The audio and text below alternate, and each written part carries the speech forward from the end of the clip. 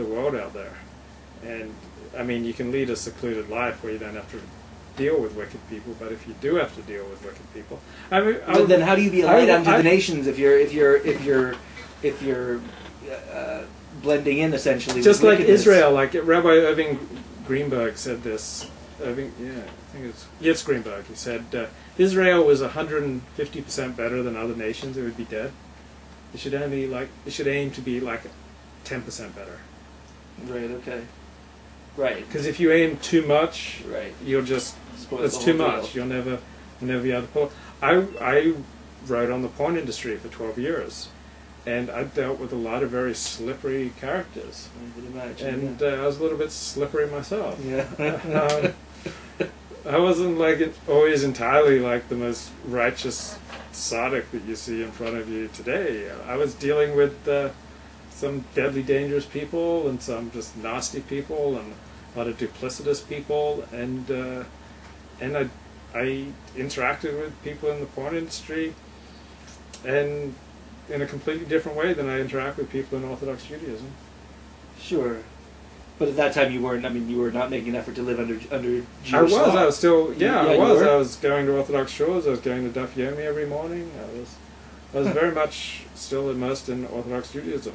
So, and I dealt very differently with people at shul compared to people on a porn set. Right, yeah. I mean, I didn't steal from anyone in the porn industry, and I didn't cheat, and I told relatively few lies. Yeah. But I mean, I was dealing with a whole different kettle of fish. Right, yeah. And so yeah, no, I think it's a natural human reaction to behave in that way, to want to cheat cheaters and to kill killers and lie to liars, but or at least be open to that. I'm not saying it's a mitzvah to go out and cheat cheaters. You don't have to look for them. But to me, like when I was in the porn industry, these are not people I generally wanted to have relationships with. They were objects for me to write about. Right. And so that's not how I relate to most people most of the time. Right. But because they were in porn, I didn't want to form any lasting bonds with them. They were just people that I wrote about, and you didn't want to form lasting bonds with them because they were wicked? Because they were in porn, yeah. I didn't want to. It was kind of yucky. I haven't stayed in touch with anyone in the porn industry. Like, I can go out and have coffee and be on friendly terms with them, but I don't have any of them in my life, even though I spent 12 years in that industry. I was friendly with a lot of people, but I didn't want to keep any of them in my life once I left. Because they were in porn. Yeah, I think it's disgusting.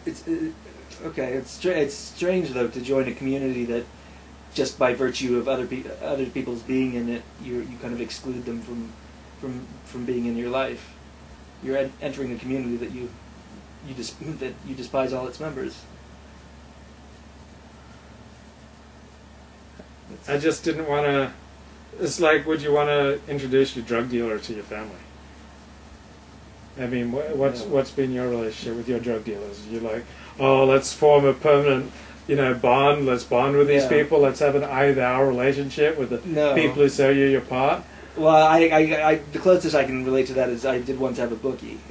Okay, no, that I wouldn't have wanted that individual regularly in my life. But he was only a very small part of my life at that time. Like whereas porn was your life. Well, only as a reporter. As a reporter. But let's imagine there was you had a favorite Chinese massage parlor that you stopped off on every week on average. And you had a favorite girl, but you still wouldn't want to bring her into your real life. Right. Particularly not to the missus. Right. Right. But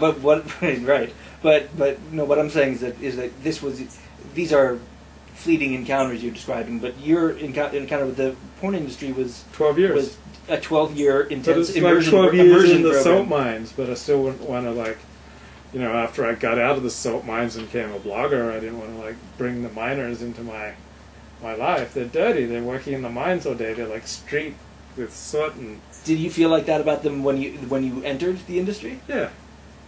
So why would you choose that industry? I thought they'd be interesting to write about. Huh. Yeah. I mean, you've worked in some pretty scummy jobs. I have. I have. So did you have you stayed in touch with the people you worked with, if you have a choice? No, No, you haven't. Just you did those jobs for the money and the experience, but you didn't want to stay in touch with those. No, you're right. I guess a lot of those people dangerous for your health. Yeah. Like they're socially inappropriate. Yeah. Like you can't rely on them. That's they'll true. embarrass you. They remind you of parts of yourself that you don't want to confront. Right. Well, in my case, it was for the money. You're right. Right. Okay. You weren't exercising your demons. No. I just. You weren't slumming it deliberately so that you could indulge your baser passions. Well, I did enjoy. I think that may have been a part of it as well. Huh. Interesting. Giving away all my secrets there. Found it interesting that after Abraham and Lot kind of parted ways, then the Lord spoke to Abram. So I think this fits right in with what we were just talking about. As we go through life, every day, every week, every month, constantly have to make decisions. Who do we want to bring with us, and who do we want to leave behind? Like I left behind everybody in the porn industry. I've left behind a lot of people in my life. And also, you can't hear certain things while you're keeping company with certain people. Like if you keep company with certain people, then that closes off other opportunities to you. So we constantly have to make decisions. Who do we want to schlep along with us? How does it close off the opportunities? Because other people won't want to mix with you if you're mixing with this crowd, or it will change the vibration that you give out into the universe, so that you attract a different things into your life depending on who you're hanging out with. Well, but your life deals with particularly extreme contrasts. You're talking about the Orthodox Jewish community was not. Do you want a Diet Coke, or I've got 7-Up with cherry, but it's not diet. I'll have Diet Coke. Okay, so go ahead. But Luke was dealing with a transition from porn to Orthodox Judaism, so it seems natural that you might leave something behind. And that it would, socially there would be a cost to that your involvement in the Jewish community would be limited by contact with porn. But most people don't make transitions that radical. Yeah. It would take most people a long time to get from porn to Orthodox Judaism. You did it very. Most of us, it's a journey of a lifetime. Have you gone through transitions where you deliberately left people behind? I've definitely gone through transitions. I'm going through transition now. There's very few people in my life I can think that I actually decided I'm going to exclude. I'm going to not leave them behind. Yeah.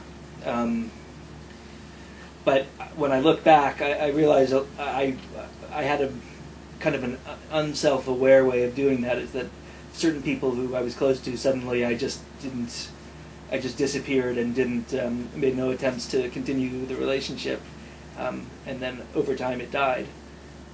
So that was instead of just kind of making a more decisive cut. One of the things I've always liked about you is you're not overly fastidious about who you hang out with. No, or just many different things. I'm not fastidious at all. You're not fastidious. When people say Joey Kurtzman, they don't think fastidious. No. No, that's not one of my free. No, that's not one of your flaws. No. Oh, that guy's so particular and fastidious. Yeah, I'm not. He could never be around. Well, a sinner like me. No, I don't. Well, I mean, look, I don't hang out with everybody. I hang out with people I like, but you have a very broad they come range from a broad of people range that you like. That's right. I've always been that way, even in high school. Yeah. Well, you find good ones all across the spectrum. It's red and yellow, black and white. Yeah. Ebony and ivory, side by side on my piano keyboard. That's right. We are the world. Yes. We are the children. We are the ones who will make a brighter day. So let's not give in. It's a choice we're making. We're saving our own lives, really, if you think about it. That's right. It's true. We make a better day. Just you and I. Just you and me. Luke. Just you and me. Yeah. No, I wasn't correcting you, but yeah.